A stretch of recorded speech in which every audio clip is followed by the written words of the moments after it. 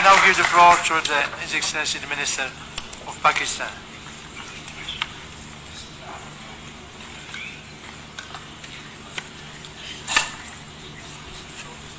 Bismillahirrahmanirrahim. Thank you, Mr. Co-Chairman. Islam and prophetic traditions has a strong heritage of migrants' protection, stemming from the original teaching of the Quran as well as from the historical examples taken from the lives of great prophets from Ibrahim alayhi salam to Musa alayhi salam to Prophet Muhammad sallallahu alayhi wasallam. Such traditions and teaching can play a vital role in helping countries managing migrants' crisis in a manner that is compliant with the Islamic principle, whilst also assisting forced migrants in recognizing the rights and dignity conferred on them by God. More than 100 companions of Prophet Muhammad sallallahu alaihi wasallam in their first and second migration in 613 and 615 AD respectively sought refuge with the Christian king Negus of Abyssinia to escape the brutal persecution of the ruling Quraysh tribe in Makkah.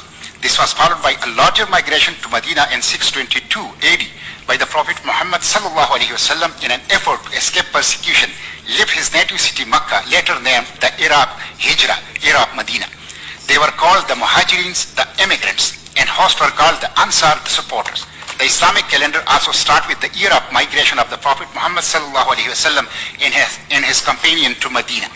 Islamic teaching emphasizes the honor given to mankind, which is unconditional and gives respect regardless of a person's gender, race, class, nationality, or legal status.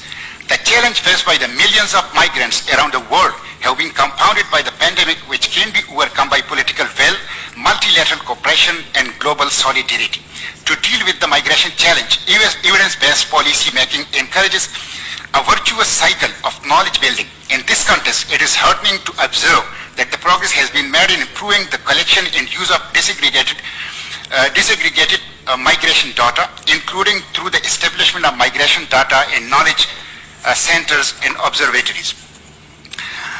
There is also a rising trend in stigmatization and hate speeches, which leads to hate crimes targeting migrants as well as negative stereotyping and disinformation regarding migration and migrants. It is therefore important that evidence-based public discourse is promoted in partnership with local actors, migrants, and diaspora communities.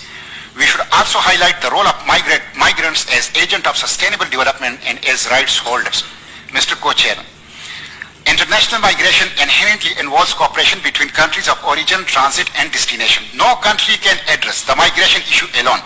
Facilitating safe, orderly, and regular migration through implementation of the GCM's objective and commitment requires enhanced bilateral, regional, and multilateral cooperation grounded in human rights law and standard and 2030 agenda for the sustainable development. I thank you and look forward to a fruitful discussion.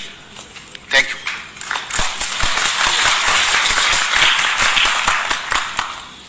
Thank you. Now we give